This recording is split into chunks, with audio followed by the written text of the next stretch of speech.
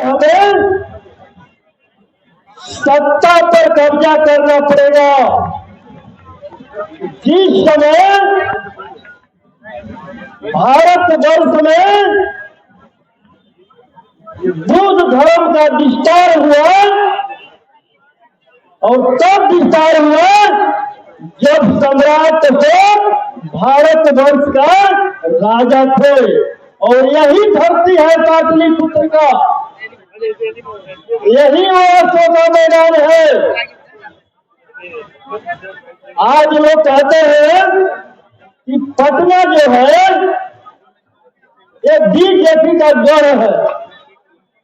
हमारे लोग ये भूल गए हैं कि पाटलिपुत्र जो है सम्राट अशोक और बुद्ध का विरासत है, ये बुद्ध का विरासत है, जिस पर हमें एक होकर के अपने विरासत को समझते हुए महाबोधि मंदिर पर कब्जा करना है मिलता। लेकिन कब्जा कब होगा?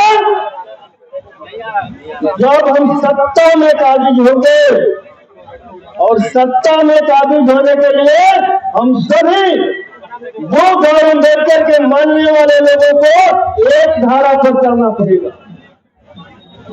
जग्गा बाबू के मानने वाले लोगों को एक धारा पर चलना पड़ेगा। हम हर समय बुद्ध पूर्णिमा पर कार्यक्रम करते हैं, अम्बेडकर जी का जयंती मनाते हैं, उनके सिद्धांतों का बात करते हैं, अमर शहीद जगदेव प्रसाद का जयंती मनाते हैं, हम शहादत दिवस मनाते हैं, उनके रटा रटाया हम नारा भी बोलते हैं कि 100 में 90 शोषित है, शोषितों ने ललकारा है, धन धरती और राजपाट में 90 भाग हमारा है, 10 का शासन 90 पर नहीं चलेगा, नहीं चलेगा। लेकिन आज भी चल रहा है। कारण क्या है? हम नारा रख लिए हैं लेकिन उनके सिद्धांतों पर चलने का काम नहीं कर रहे हैं। उनके सिद्धांतों पर चलना पड़ेगा। ज्योतिबा और फूले के संदेशों को अपनाना पड़ेगा। ज्योतिबा और फूले ने भी हमारे लिए संदेश दिया था। जब ज्योतिबा और फूले ने सत्य सेवक समाज का स्थापना किया तो उन्होंने एक संदेश दिया, किसी भी शूद्रों के संगठन में यानी बहुजन समाज के लोगों के संगठन में मनुवादी और समाजवादी को शामिल मत करना, वरना तुम्हारा संगठन आगे जाने के बजाय पीछे जाएगा।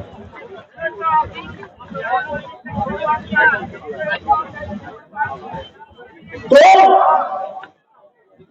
मैं ये समझाने आया हूं कि कैसे भारतवर्ष जो है बुद्धमय भारत बनेगा। इसके लिए हम सबों को एक होकर संघर्ष करना पड़ेगा। आपके पूर्वजों ने जो लड़ाई लड़ा है, शिक्षा और संविधान की लड़ाई लड़ा है, और हम क्या लड़ रहे हैं? अभी हमें आते हैं यहाँ पर कुछ मीडिया वाले, उन्होंने सवाल किया कि भारत को हिंदू राष्ट्र बना देना चाहिए कि नहीं बना देना चाहिए।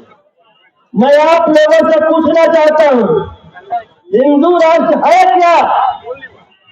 हिंदू राष्ट्र का सीधा मतलब है ब्राह्मण राष्ट्र, और ब्राह्मण राष्ट्र का मतलब है मनुस्मृति लागू होना, और मनुस्मृति का मतलब है हम सभी 90% के लोग शूद्र।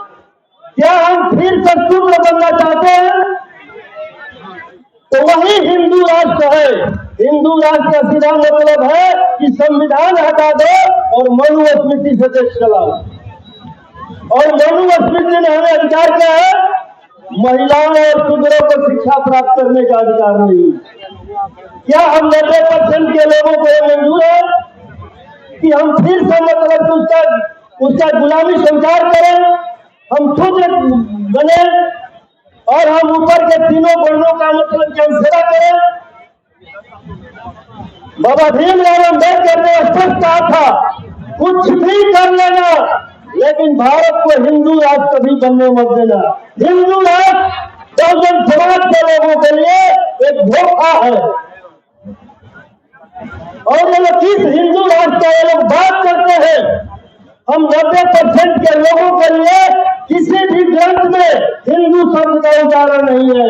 सभी ग्रंथों में इन लोगों ने हमें शूद्र कहा है और हम 90% के लोग मान लें कि हम शूद्र हैं तो देश के सत्ता में हमें काबिज होने में देर नहीं लगेगा। लेकिन हम नकली हिंदू बनकर घूम रहे हैं।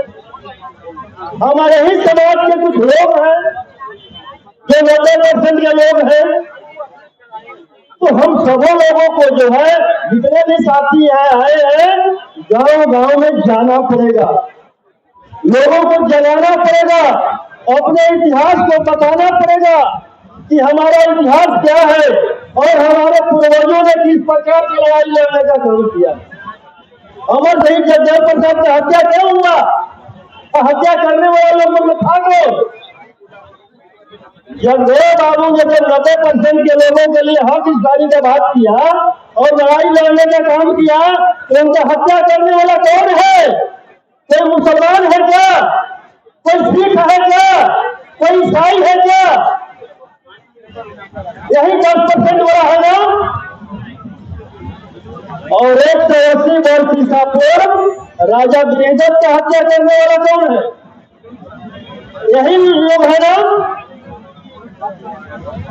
और जब बिहार में कर्पूरी ठाकुर जी मुख्यमंत्री बने और पिछड़ों को आरक्षण देने का काम किया तो उनको गाली देने वाला और सरकार गिराने वाला लोग कौन था?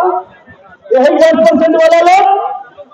और जब 90 में ओबीसी के लिए मंडल आयोग का 2 सिफारिश लागू हुआ, उस आरक्षण का विरोध करने वाला और सरकार गिराने वाला लोग कौन था? यही 10% के लोग। और आज भी जब बिहार में जातीय जनगणना हुआ, इसके बाद यहाँ का आरक्षण 50% से 65% किया गया, उस आरक्षण के विरोध हाईकोर्ट जाने वाला लोगों को यही 10% के मनुवादी लोग। यानी जो इन मनुवादियों के दिल में 90% के लोगों के लिए 5000 साल पहले नफरत था, वही नफरत आज भी कायम है। मेरे साथियों, दोस्त और दुश्मन को पहचानने का जरूरत है। ये मनुवादी और समाजवादी लोग ये चाहता है कि मुसलमान हमारा दुश्मन है, लेकिन अब देख लीजिए मुसलमान हमेशा से हमारे साथ खड़ा रहा है। क्योंकि जब सावित्रीबाई फुले ने जब बच्चे बच्चियों को जब शिक्षा देने का निर्णय लिया तो उनको गोबर और पत्थर फेंकने वाले लोग कौन थे? यही 10% के मनुवादी लोग थे। और फातिमा शेख और उस्मान शेख ने उनके कदम में कदम मिलाकर उनको मदद करने का काम किया। अगर फातिमा शेख और उस्मान शेख नहीं होते तो सावित्रीबाई फुले का कोई अस्तित्व नहीं होता। ये लोग पूरे देश में नफरत फैला रहे हैं। नफरत फैलाने वालों को आगामी के बिहार में चुनाव आ रहा है और हमें महाबोधि मंदिर पर कब्जा करना है। उससे पहले हमें पाटलिपुत्र पर कब्जा करना होगा। पाटलिपुत्र के विधानसभा पर कब्जा करना होगा और जब पाटलिपुत्र के विधानसभा में आपका कब्जा होगा तो महाबोधि मंदिर को आपके हाथों में सौंपने से कोई रोक नहीं सकता है। कोई रोक नहीं सकता है। यही कहकर मैं अपने वाणी को विराम देता हूँ। जय देव, जय भीम, जय मंडल, जय संविधान।